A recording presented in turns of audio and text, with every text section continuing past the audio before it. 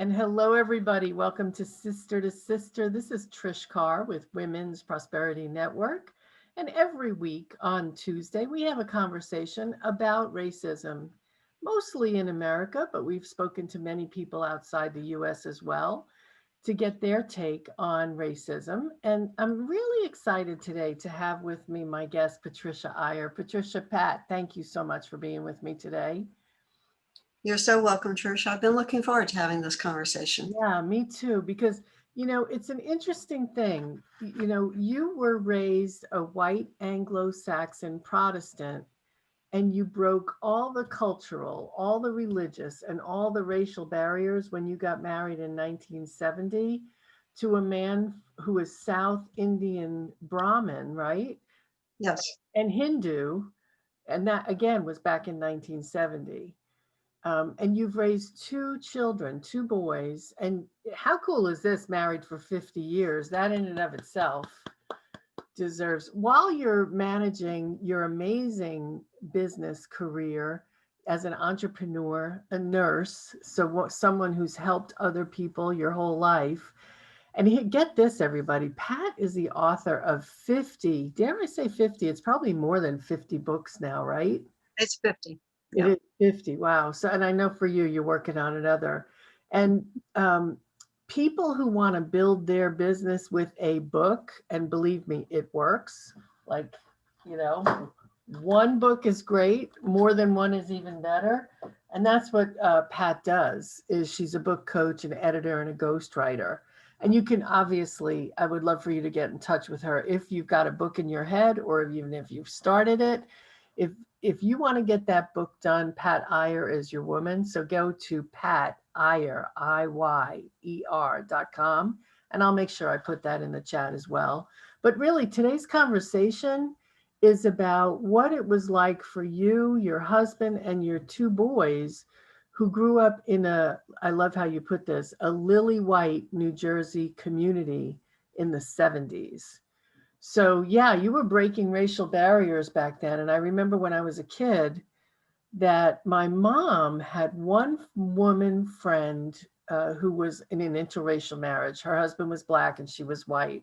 And I met him, met them probably in the late 60s. And at that time, they were really unusual, as it was for you in 1970. I'm sure that you had some immediate challenges being married to a Hindu man from India, yes?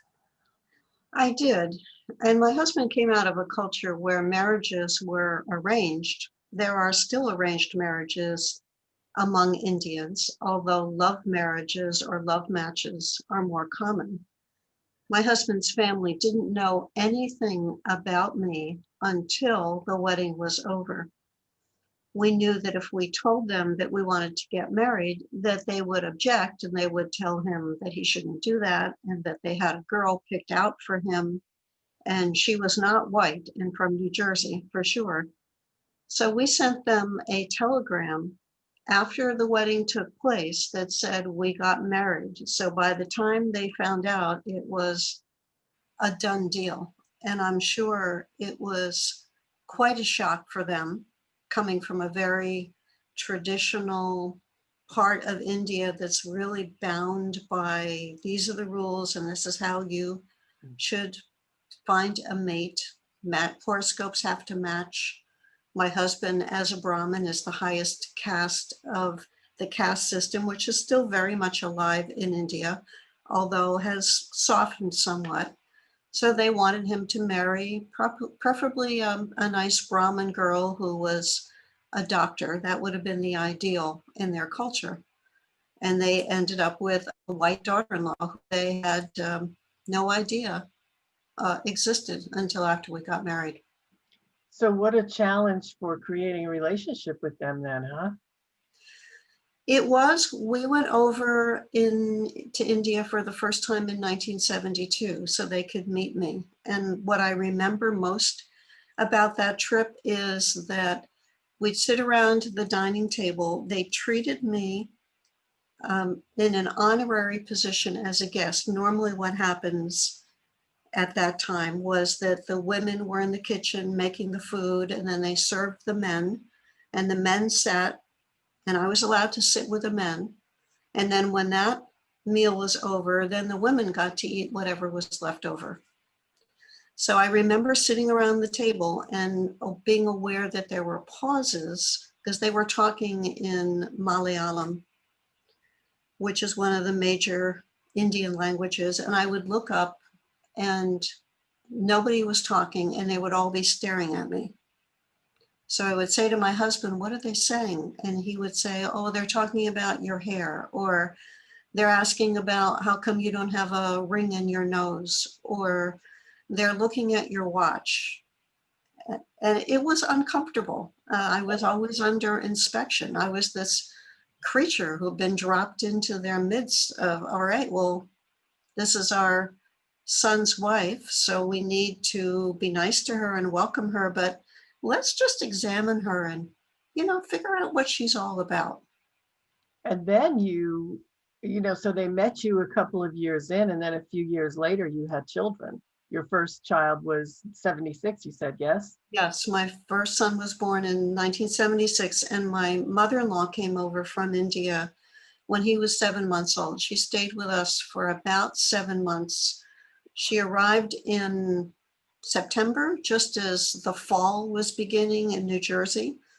And she stayed through that winter, which happened to be the winter where we had two big snowfalls with like 24 inches of snow at the time, which was completely out of her understanding. Yeah. She thought it was beautiful. She spoke a little bit of English. She said, "Pat, it is beautiful, but it is cold." Well, that's what happens in the winter.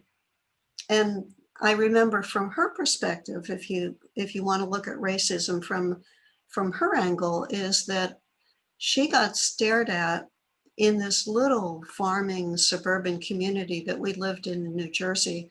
I remember her walking into a department store, and there were these farmers with their suspenders and their jeans, just with their mouths dropped open, like she's walking in a sari. They had never seen a person in a sari before. And they stared at her and she said, "Pat, they are looking at me." And I said, "Yes, they are. They're curious. They haven't seen somebody who's Indian before." So she had her own experiences with trying to fit into a white culture, having come from a very different culture. Yeah, those things, it's crazy. As you're talking about this, I remember a friend of mine. First of all, I married a Jewish guy. I'm Catholic, married a Jewish guy. And for the first 2 years that we were dating, his mother was still looking for someone else for him to be going out with. He was not happy that I was not Jewish. So that's one level, right? That's one level of the differences between people. Then I have a friend who was Jewish and his girlfriend was Chinese. And his father was like, "I'm not even so upset she's Chinese, she's not Jewish." So that's the next level, right? And they got looks. And we were in college at the time, and people would say, "Oh, he's in an interracial relationship." And I'm like, "What's interracial? She's American, he's American." Right? She was born here. Mm-hmm. But then you get people who are dressing differently and looking differently. Plus, they have brown skin. So that's a whole and that's, you were even though you were in New Jersey, you were in a rural area. But people think New Jersey, big city, right? And it's not all big city. So it's not like it's an acceptable thing. So what was it like for your kids growing up in that lily white community? Our kids were raised without prejudice. And when our first son went to kindergarten, the first week he came home and he said, "Mom, what's a nigger?" Oh, wow. And I said, "Why are you asking me that?" He said, "Well, that's what the kids are calling me." So we talked about that word, what it meant. We talked about prejudice. We talked about people not understanding. And he kind of processed all of that. My two sons have very different personalities. My older son is outgoing and personable and charismatic. My younger son is much more introverted. So my older son was starting to get bullied on the school bus. And he came home to me and he said, well, they're picking on me. And we again talked about colors of skin and prejudice. And he said, well, what do I do? I don't know if you've ever had a kid say, what do I do when I'm being bullied? My responses were less than adequate. I talked about, should you fight back? What happens if you hit back? Sharp words. I didn't feel at that point in being a parent that I was particularly effective in helping him understand how to respond. A couple of days later, he said, Mom, I solved the problem. I said, how did you do that? He said, well, I hired a couple of bodyguards. He got 2 kids who liked him, who were bigger than him, who said, leave him alone. And that was the end of the conflict, the physical conflict on the bus. He always had trouble making friends, more than a couple of friends at a time, but he found some local kids in the neighborhood and he hung out with them. When he got to high school, he went from a grade school with approximately, there were 40 kids in his class. Mhm. And he went from 40 kids in the class to a regional high school that had 600 kids in one class. And now the pool is much bigger. And he did well in school. He did find some friends. He was part of the National Honor Society.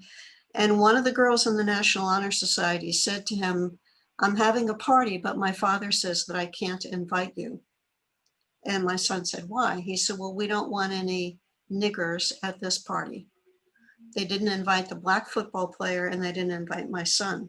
And that was one of his traumas from growing up in this area, was feeling excluded. Ironically, 45 minutes away from us is a big Indian community.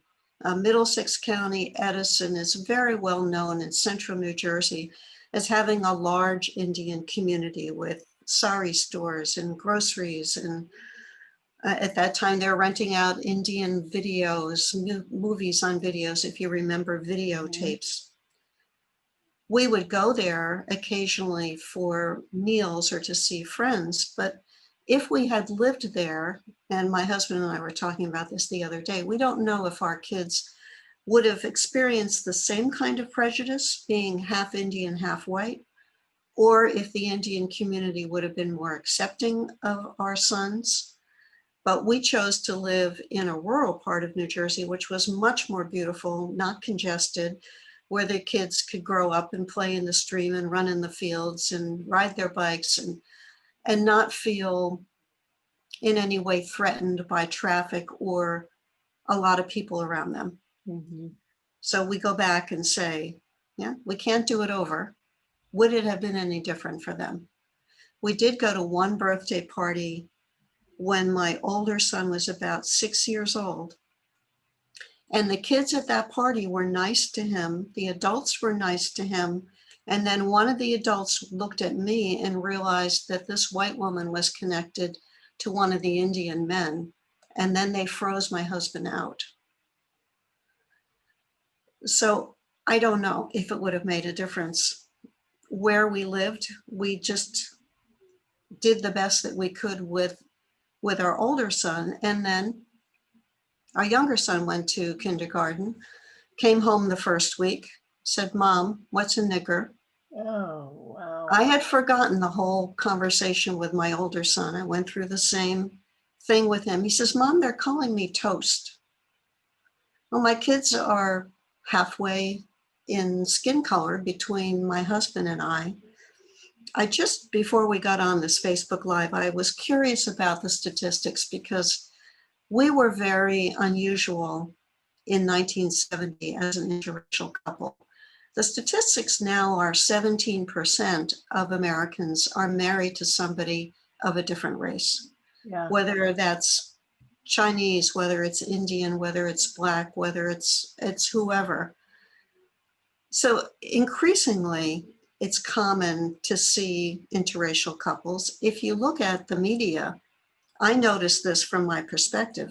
Yeah. There's lots of advertisements that show interracial couples Yes.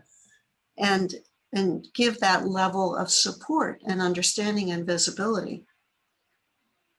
And you do with those messages, you look at those messages and you say, at one point, and I don't know if you remember this, Trish, it was just you never saw pictures. Or if you saw a picture of a white and a brown person kissing, your brain went, oh, that's different. Right.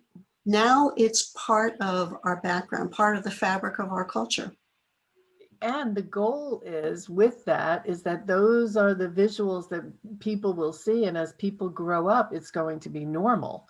But for me, I have to say that I still notice because it was not my normal coming up as a white Mhm. woman socialized in a white society.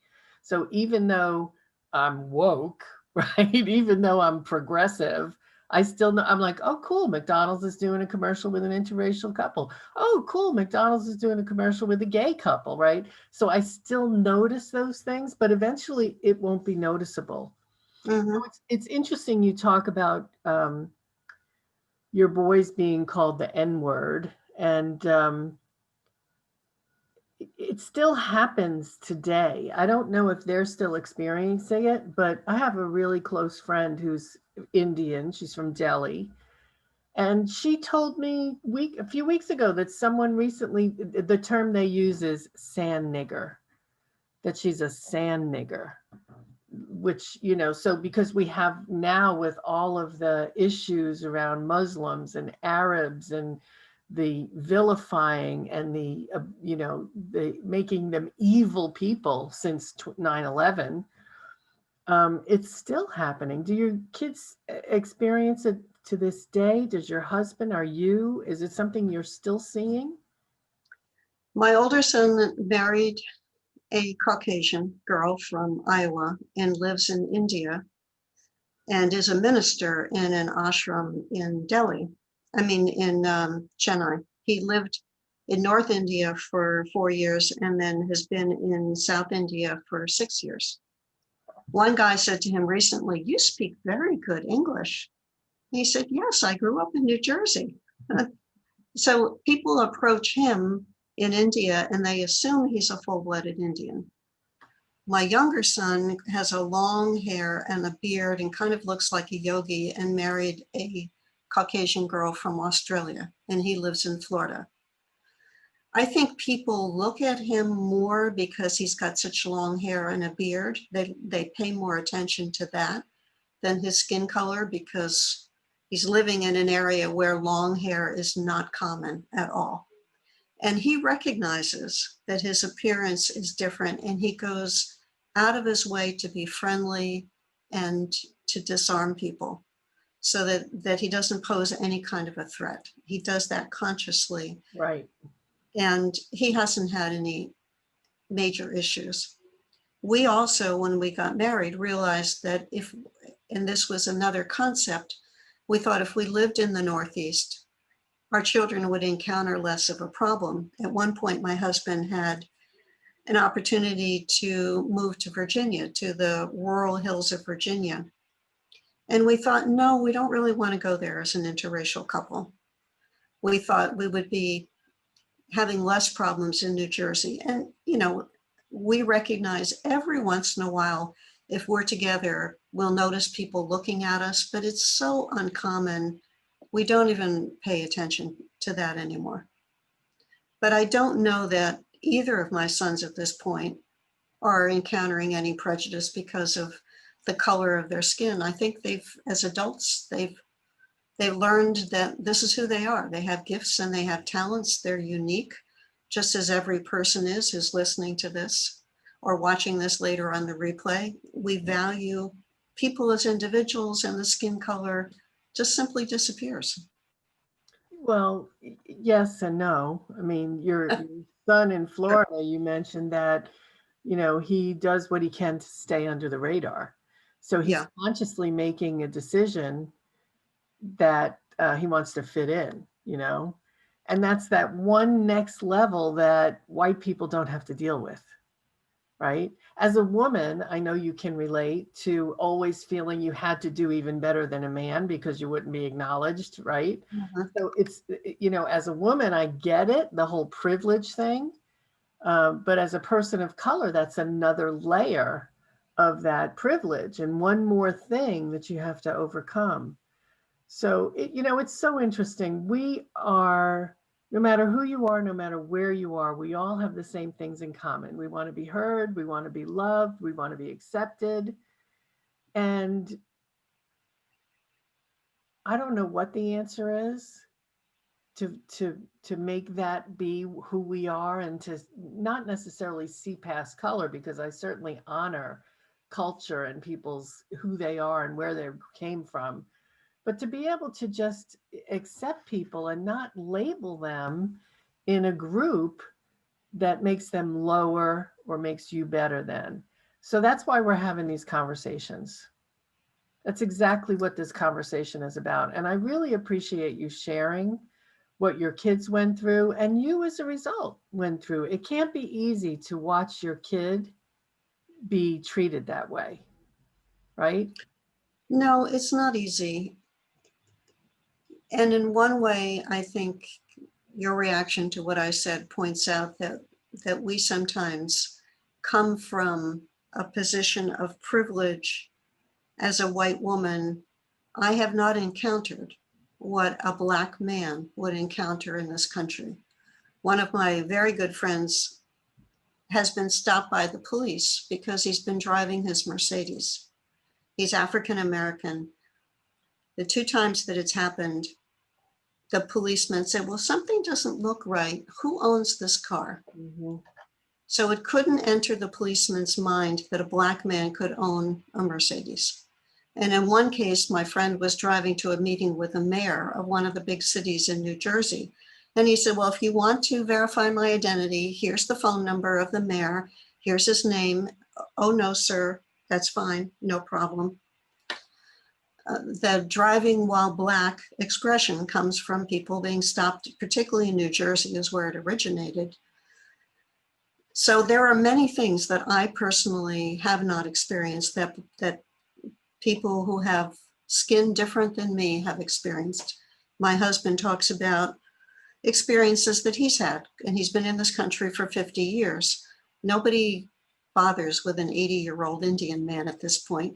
Younger points in his life, he's had some looks, some comments, and he comes back to them just like my sons have learned to do, or anyone who has encountered prejudice for whatever reason. You mentioned something about a Jewish guy who married an Asian. I had a nursing school classmate who was Italian, who married an Italian boy. They were both Catholic, like a perfect match. Her mother-in-law detested her because my friend could not speak Italian. So while we talk about color, you can encounter prejudice for any number of reasons and have to deal with it. Yeah. She did not have a good relationship with her mother-in-law. Her mother-in-law died a few years into their marriage. We went to the wedding in the Roman Catholic Church the day that my friend got married. And part of the ceremony is that the new bride kisses the daughter and the mother-in-law on the cheek. Her mother-in-law actually pulled away from her in front of all these guests so that my friend could not kiss her. And I thought, wow, because she can't speak Italian, she was never accepted by her mother-in-law. It's, the feelings are hidden and they're deep, and there's conditioning that we have to overcome. Yeah. Being able to see people as other humans, I think that's the point that I want to make. You can connect with anyone, I believe, when you look into them and you see them as humans and with the same needs and desires as you do, even if they're from another part of the world or completely different than you. We're all driven by those same motivations: to be loved, to be accepted, to be able to live our lives, to have freedom that we want. Yeah. It all starts with us, doesn't it? Really? It's up to each of us as individuals. Yeah. And we can talk all day long about systemic racism and what's going on and how there are systems set up to hold people back, when we have conversations like this, when we speak to each other, sister to sister, person to person, and I think it helps to open people's hearts and open people's minds to be the change, to be the solution. So I really appreciate you, Pat, being here and sharing the experience of your family and especially what it was like for your kids, because it continues today. It continues now. Like, even though you said your husband, he's advanced in years, he doesn't get the same attention that he once did. People are still getting the attention all along the way. So I so appreciate you. Any last words you'd like to leave with everybody before we go for today? I think it's to be clear and to be rooted in your power as a person, your ability to respond to each person. It's one interaction after another. It's the opportunities to be kind. I know your sister, whose book I just finished editing, makes the point of you can be the one to somebody else, to make them feel special, to make them feel treasured, to respect them, to communicate with them. All those interactions add up, and you have the opportunity, and you're in control of whether you react to somebody else's prejudice or you respond with prejudice to somebody else. That's in you in terms of how you react. You can't control other people's reactions, but you can control your own. And when you do feel yourself reacting, ask yourself what's going on. Just take a breath and ask yourself what's going on, because you yourself are overcoming years of socialization, right? You grew up in your own little bubble and something is coming into your space that is not in your bubble. Just ask yourself what's going on here. Stop. So, thank you. I appreciate you so much being here today, You're sharing welcome. your experience. Thank you all for watching, for being a part of this conversation, because it's with each and every one of us as individuals. When we have these kind of conversations, when we look at clearly, pulling back the curtain, what we're feeling, what we're thinking, and where it comes from, we realize that we really are all one and we are all the same when it comes to being loved, being in belonging, being heard, being listened to. So thank you, Pat Iyer. I appreciate you, and I appreciate all of you. Please give us your comments below. I'd love to hear what your thoughts are on this subject. And I look forward to seeing you again next week with another episode of Sister to Sister. Thank you, Pat. You're welcome. Been a pleasure.